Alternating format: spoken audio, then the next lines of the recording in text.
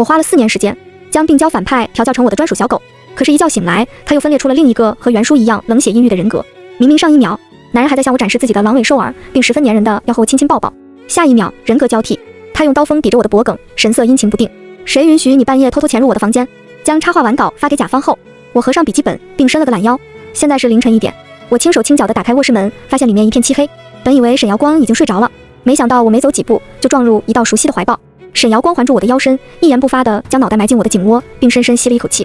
男人柔软的发丝顺着动作在我锁骨处不安分地轻蹭，我被蹭得有些痒，于是揪住一小撮碎发，低声问他：阿瑶，你怎么还没睡？我在等姐姐。沈瑶光忽然俯身，在我眉间落下一道亲吻，语气又细又软。不抱着姐姐，我根本睡不着。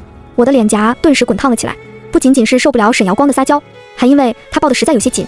由于身高差的原因，我被他结实的胸肌蒙得有些喘不过气来，是我的错觉吗？只是几天没捏，感觉他的胸肌又变大了一点点。想到这儿，我轻咳一声，温柔地拍了拍沈瑶光的后背，示意他把我放开。那现在你可以抱着我睡觉了。没想到沈瑶光却抱着我不松手，他低低一笑，嗓音压低，带着某种引诱的味道。姐姐，我有个礼物要送给你。我眨了眨眼，心底十分好奇。下一秒，灯被打开，沈瑶光后退一步，坐在床上，颇为乖巧地仰头看着我。我这才看清他竖在头顶上的2只毛茸茸的黑色兽耳，以及在床面上不停扫动的银灰色狼尾。原来礼物竟是他自己。沈瑶光是人类和狼人结合诞下的孩子，由于半兽人的身份，他受过很多歧视，因此在沈瑶光能够控制自己的兽人形态后，他很少在我面前露出狼尾和兽耳，似乎是我的目光太过炽热。沈瑶光喉结微滚，头顶的黑色兽耳也随着动作起伏，轻轻晃动，我看得有些心痒，于是一把勾住他的脖颈，坐在他腿上，耐心询问：阿瑶，你是不是有什么话想对我说？闻言，沈瑶光低下头，将脸颊贴在我的掌心，他温热的呼吸打在我的指尖，带来一阵难以忽视的酥麻感。我听到他抱怨的声音：姐姐，你最近好忙，忙到总是忽视我的存在。我恍然大悟，这几天为了赶稿，我每天都待在书房绘图，不知不觉中竟然冷落了自家的小狗。难怪沈瑶光今晚这么主动。我自知理亏，干脆揉了揉他的脸颊，并带有安抚性的在他唇角处落下一吻。沈瑶光的呼吸瞬间就粗重了起来，干燥的狼尾顺势缠上我的小腿，迫使我更加紧密和他贴在一起。沈瑶光反客为主，他拢住我的肩膀，像小狗一样细细舔吻着我的嘴唇，话语暧昧而又含糊。姐姐，看着我，只看着我。我心软得一塌糊涂，指尖撩开碎发，我缓缓抚摸着他眼角处那道长长的伤疤，一句我只看着阿瑶还未脱口而出。面前的男人忽然顿了顿，下一秒，他一把擒住我的手腕，将我反压在床上，冰凉的刀锋抵在我的脖颈上。我错愕抬头，对上男人阴晴不定的神色，他居高临下的望着我，原本盈满羞涩的黑眸，此刻只剩下厌恶与讥讽。男人声音冷得像是淬了冰：谁允许你半夜偷偷潜入我的房间？糟糕！我眼前一黑，沈瑶光的副人格再一次出现了，并且悄无声息地替代了他。认清这个事实后，我一下子失去了兴趣。我没有挣扎，而是面无表情道：说这话前，先把你身上的衣服穿好，毕竟他的狼尾还卷着我的大腿呢。沈瑶光这才发现自己衣着凌乱，他猛地站起来，面颊微微发红，捞起床上的衬衫挡住自己的身躯。沈瑶光警惕地看着我，语气很差：你不准看。我嗤笑一声，扭过了头。房间变得很安静，只剩下沈瑶光记忆带的声音。我正望着地面发呆，一道阴影忽然笼罩了我。用半兽人的形态做这种事。沈瑶光紧紧盯着我，一向深不见底的黑眸里闪烁着几丝无措的羞恼。他斥责道：不知羞耻。闻言，我回怼道：我和我男朋友亲亲抱抱，你管得着？真这么膈应，就从他的身体里滚出去啊！意识到自己情绪有点过激，我下了逐客令。对了，这是我的房间，请你快点出去。话音刚落，沈瑶光沉下脸，力度很重地掐住我的下巴。他弯着腰，笑得有些阴郁。你知道上一个用这种语气对我说话的人现在是什么下场吗？是我对你态度太温柔了吗？让你觉得我不会杀了你？神经病！我瞪着眼看他，丝毫不惧。你若是杀了我，他也会自杀，4舍5入相当于你给我陪葬了。沈瑶光被我气笑了，但不可否认，我说的是实话。他放开我，唇线抿得很直，说出来的话却不带任何温度。祝慈莹，你最好祈祷他能一辈子护住你。房门被重重合上，我抱着玩偶，闭上了眼睛。沈瑶光是我在家门口捡来的，彼时我刚穿越，正是最孤独的时候。而那个留着兽耳尾巴的少年一下子吸引了我的注意力，他蜷缩在墙角处，浑身是伤，看起来奄奄一息。出于好奇，我大着胆子靠近他。沈瑶光注意到我的视线，冷冷呵斥道：滚开！他抬起眼眸，尽管脸色疲倦的要命，但还是很凶地瞪着我。卧槽！我愣愣地看着他毛茸茸的耳朵，情不自禁地说出了自己的心里话：长得好可爱呀，好适合做我的男仆啊！沈瑶光神色一滞，不可思议地看着我。片刻后，他勉强回神，语气也更加愤怒：你在羞辱我？眼看沈瑶光就要扑过来咬住我的手腕，我眼疾手快，往他嘴里塞了根棒棒糖。他一下子说不出话来。少年躺在地上，虚弱而又安静，宛如一具尸体。我灵机一动，将他拖回了家。为了更好地控制沈瑶光，我还斥巨资给他买了个黑色项圈。沈瑶光一开始还很阴冷，很叛逆，被我物理电击几次后就老实了。他无法反抗我，于是总是用那双黑沉沉的眼眸盯着我。系统出现时，我正在教训沈瑶光，他看到我的动作，声音吓到变形：宿主，你在对病娇反派做什么？我哼笑一声：训狗。沈瑶光和别人起了冲突，打伤了对方。回到家后，我先是重重扇了他一巴掌，冷冷道：这是你惹事的惩罚。随后又踮起脚尖，在他苍白的脸颊上落下一吻，嗓音轻柔：这是你护主的奖励。一套丝滑小连招下来，沈瑶光垂下眼眸，耳根不自然地泛着薄红。系统目瞪口呆，喷不了，这是真高手。他说沈瑶光是小说里的病娇反派，原本想让我攻略他，但是中途出了点 bug， 等到系统姗姗来迟的时候，沈瑶光的好感度已经是满格。于是系统给我发放完奖励后就匆匆下线了，还给了我2次可以联络他的机会。不过我并未放在心上，而是花了4年时间将沈瑶光调教成我的专属小狗。他又乖又粘人，是款很合格的男朋友。本以为我们会这样幸福下去，直到一觉醒来，我发现沈瑶光嘘嘘掐着我的脖子，语气很厉，说你是谁派来的，有什么目的？我以为他在玩什么新型 play， 小腿下意识勾住他的腰，黏黏糊糊的撒娇，折腾我一整晚，还不让我睡个好觉。沈瑶光一下子僵住了，对上他陌生的视线，我顿时清醒过来，不对，面前的男人绝不是我所熟悉的那个沈瑶光。我紧急呼唤了系统，系统检测过后告诉我一个噩耗，由于时空 bug， 平行世界的沈瑶光穿了进来，并将灵魂融合在现在的沈瑶光身上。简而言之，你男朋友分裂出了另一个和袁叔一样冷血阴郁的人格。震惊过后，我询问道，有什么能让他彻底消失的办法吗？系统摇了摇头，除了他自己心甘情愿，别无他法。好在穿过来的沈瑶光灵魂状态很不稳定，他每隔几个礼拜才能占据身体一次，而且每次通常只有几分钟。出于担忧，我将这件事告诉了现在的沈瑶光，他当即联系了心理医生，还反过来安慰我说自己目前完全能够压制另外一个人格，让我不要害怕。可是今天距离沈瑶光上次出现只隔了短短3天，这可不是什么好事。不知道是不是因为太过忧虑，我睡得很不安稳，半梦半醒间总觉得身上粘着一道阴冷的视线。但当我想要睁开眼的时候，一双温热的手掌忽然捂住了我的眼睛，动作很轻柔地安抚着我。于是我又沉沉睡了过去。再睁开眼，我下意识喊了一声阿瑶，无人应答，枕边也是一片冰凉。我穿上拖鞋在别墅里转了一圈，依旧没有看到沈瑶光的身影。就在我心情十分低落地准备早餐时，身后突然传来脚步声。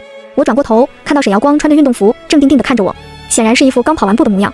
我眼睛一亮，将搅拌好的沙拉放在餐桌上，笑意引导：阿瑶，快过来一起吃早饭。沈瑶光没有动弹，我正想扑过去抱住他，就看到他隐藏在碎发下的半边白色眼罩。系统告诉我，因为半兽人的身份，沈瑶光在8、9岁的时候就被人卖入废弃星球的斗兽场，被贵族逼着与野兽搏斗，供观众取乐。在一次搏斗中，他操作失误，左眼处被划了一道深深的伤疤。因为自卑，沈瑶光在被我捡回家后，一直留着长长的刘海，戴着白色眼罩。他本就左眼短暂失明，我怕眼罩会加重感染，劝了2年多才让他放下心结。被我哄好的小狗早已抛弃眼罩，那面前的这位自然只能是平行世界的他。想到这，我原本兴奋的神色瞬间暗淡下来。果然，沈瑶光微抬眼皮，笑容恶劣道：不是说为我准备了早餐吗？怎么看见是我，很失望？我恹恹地看着他，并当着他的面将另一份沙拉倒入垃圾桶，意味很明显，给狗吃都不给你吃，呵呵。沈瑶光的表情一下子凝固在脸上，他冷笑一声，留下一句谁稀罕，便一语不发地上了楼。我捧着碗，小口吃着沙拉，觉得很不习惯。毕竟以前向来是沈瑶光为我准备1日3餐，而现在他那该死的副人格居然还没有消失，害我只能吃难吃的沙拉。想到这，我慢吞吞地解决完剩下的食物，将脏碗放入洗碗机。忽然，我被人从身后搂在怀里，半湿的头发蹭过我的脸颊，残余的水珠顺着他修长的脖颈缓缓滑下，打湿了我的衣领。我扭过头，看到沈瑶光没戴眼罩的充满雾气的漂亮眼眸，于是我放松地窝在他怀里，语气委屈道：阿瑶，你终于回来了。沈瑶光没有立刻回答，而是过了几秒后才含糊地应了一声。我按着沈瑶光的肩膀，让他在沙发上坐好，随后从浴室里找出吹风机帮他吹头发。沈瑶光垂着眼眸，很顺从地任我动作。看到他乖巧的模样，我起了坏心眼，忽然弯腰在他眼角伤疤处轻吻了一下。沈瑶光整个人都僵住了，他怔怔地看着我，那双眼睛里闪过极为复杂的情绪。我以为他是害羞了，于是故意掐住沈瑶光的下巴，开口逗他：更亲密的事情都做过了，怎么还会害羞呀？他慌乱地躲开我的视线，抿唇不语，脸颊却悄悄红了。怕把人逗得太过火，我放开沈瑶光，转身拆了一袋吐司递给他，毕竟他还没有吃早饭呢。沈瑶光咽下最后一口吐司后，我笑眯眯地问他：吃饱了吗？他点点头，可我还没有吃饱。我露出真面目：阿瑶，可不可以再给我看看你的尾巴和兽耳啊？我昨天还没有玩够。沈瑶光瞪大眼睛，他蹙起眉头，露出极为抗拒的神色。于是我抱着他的胳膊展开撒娇攻势，在我的软磨硬泡下，沈瑶光松口了，他别扭道：只能玩一会儿。不知道是不是我的错觉，今天的沈瑶光似乎格外容易害羞。我不过随手捏了捏他的兽耳，他就喘着气，反应很大地弓着腰，不敢看我，跟他第一次和我亲密接触的时候一样。沈瑶光待会儿还要去上班，我不敢把人逗得太过火，于是停止邪恶的手，转移话题道：阿瑶，他这次占据你的身体这么长时间，你有没有什么不舒服的感觉？沈瑶光顿了顿，随后摇了摇头。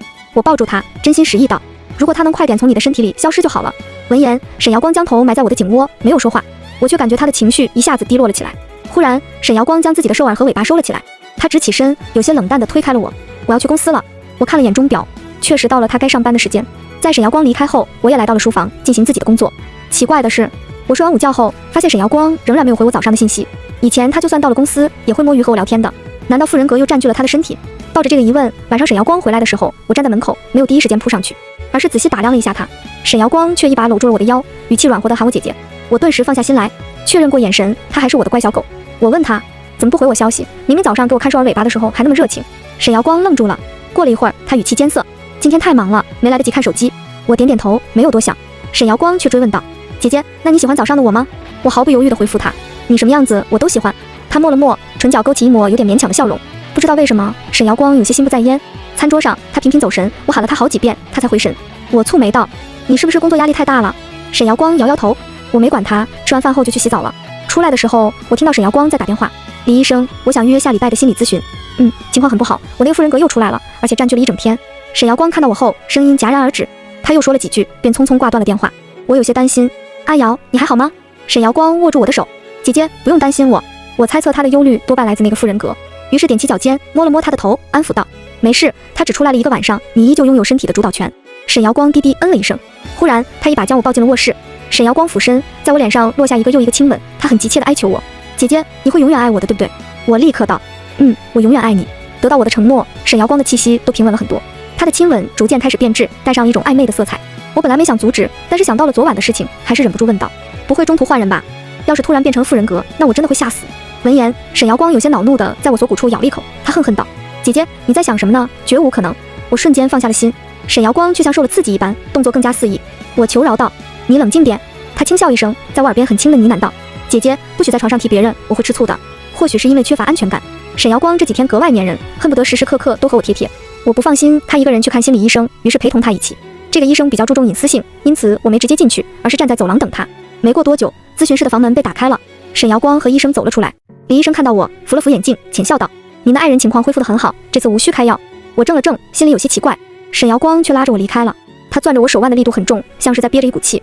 我意识到不对，猛然甩开他的手。你不是阿瑶，你是……不等我的话说完，沈瑶光将我拽进楼道里，随后重重地将我按在墙上。借着微弱的灯光，我看清了他阴郁的脸色。你和他就这么想杀死我吗？沈瑶光将粘在我脸上的发丝一点点理好，随后缓缓垂下头，与我鼻尖相贴，一字一顿道，可惜了，药物是杀不死我的，我注定要与他共存。不知道是不是我产生幻觉了，我居然从他的眼睛里看出一丝脆弱。我深吸一口气，找回理智，你本来就不该在这个世界存在。闻言，沈瑶光颤了颤，他盯着我，忽然玩味地笑了一下，随后凑在我耳边暧昧道，那个沈瑶光真的有那么好吗？可是他平时连兽耳和尾巴都不给你看，他真的爱你吗？我呆住了，这是在整哪一出？沈瑶光却将我的手放在他的心口处，低声道，既然他有的我都有，为什么不和我试试看呢？闻言，我忍无可忍，反手甩了他一巴掌。你疯了！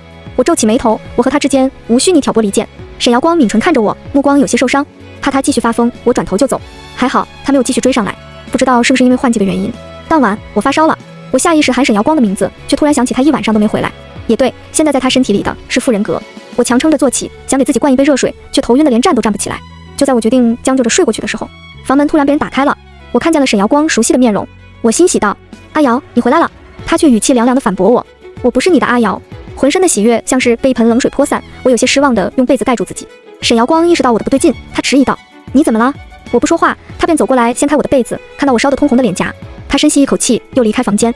再次回来时，沈瑶光手里端了一杯温水，我想伸手去接，他却将我半抱在怀里，强硬地喂给我。我渴得要命，便没有反抗。喝完这杯水后，我推开了他，别扭道，谢谢你，但是我可以自己照顾自己。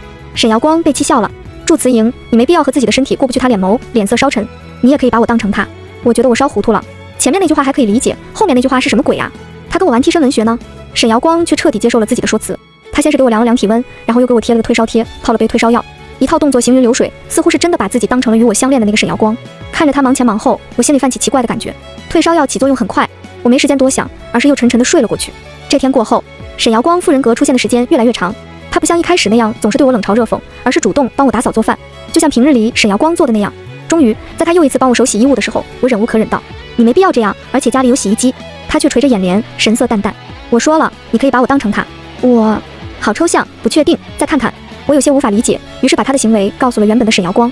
本以为他会跟我一起斥责妇人格，没想到沈瑶光思考了一下，很认真地说道，没事的姐姐，你把他当男仆使唤就好了，毕竟我不在的日子里总要有人照顾你。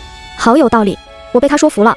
就在我以为日子会这样莫名其妙地过下去时，1个月后，当我插花花累了下楼喝水时，就看到沈瑶光倒在沙发上，脸颊通红，低低喘息，空气里更是带着黏腻的香气。我默默地盯着他看了一会，后知后觉意识到他好像发情期到了。意识到这一点的时候，我欲言又止，止言又欲，最后决定上楼。毕竟此刻占据身体的是妇人格，我并不是那么想帮他。沈瑶光却突然睁开满是水雾的眼睛，他眼尾染上一抹薄红，嗓音沙哑，祝慈莹，帮帮我。我委婉道，你手动解决吧。说完，我正打算离开，身后却贴上了一具滚烫的身躯，你不能这样对我。他小声啜泣，语气带有强烈的恨意。我和他共用一张脸，为什么他可以，我却不可以？我和他最大的差别就是没有遇到你。我震惊地扭过头，看到他沾着泪珠的漂亮眼睛。见我不为所动，沈瑶光慢慢地垂下了头，自嘲般道：“祝慈莹，你可怜可怜我吧。”他半跪在我脚边，祈求般地望向我：“求你，踩我！不是大兄弟，我根本没有这个爱好。”我实在有点受不了他，最终妥协道：“我可以帮你，但只能用手。”他1秒变脸，笑眼弯弯：“好。”为了速战速决，我动作比较粗鲁。沈瑶光却没有感到不满，而是埋在我的颈窝，在我耳畔发出低低的喘息声。听了一会儿后，我耳尖泛红，抬手捂住他的嘴。沈瑶光顿了顿，亲吻了一下我的掌心。我面无表情地一开手，喷不了，这是真变态。彻底解决完他的事后，我迫不及待站起身，想要去洗手。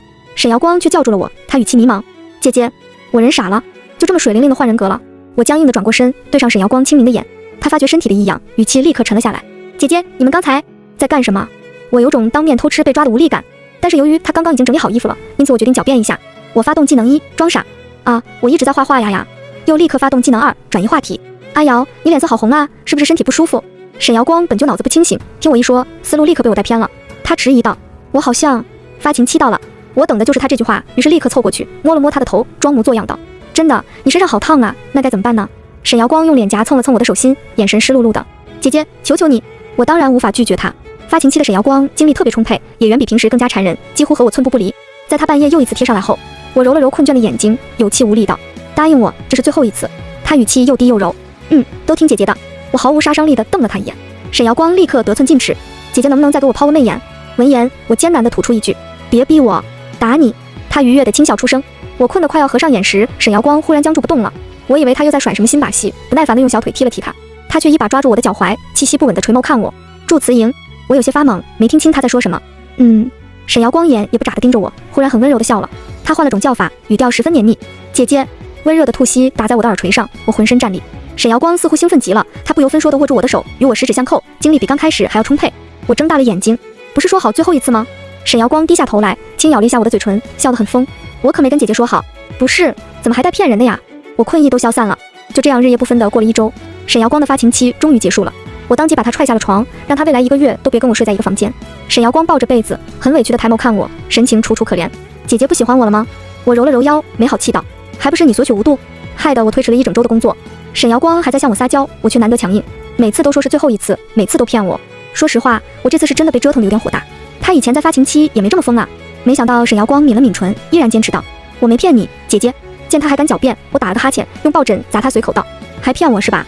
行，再追加1个月。你别告诉我是你的副人格突然替代了你。”沈瑶光没躲，直直地站在原地。看到他倔强的神情，我的神色忽然凝固了。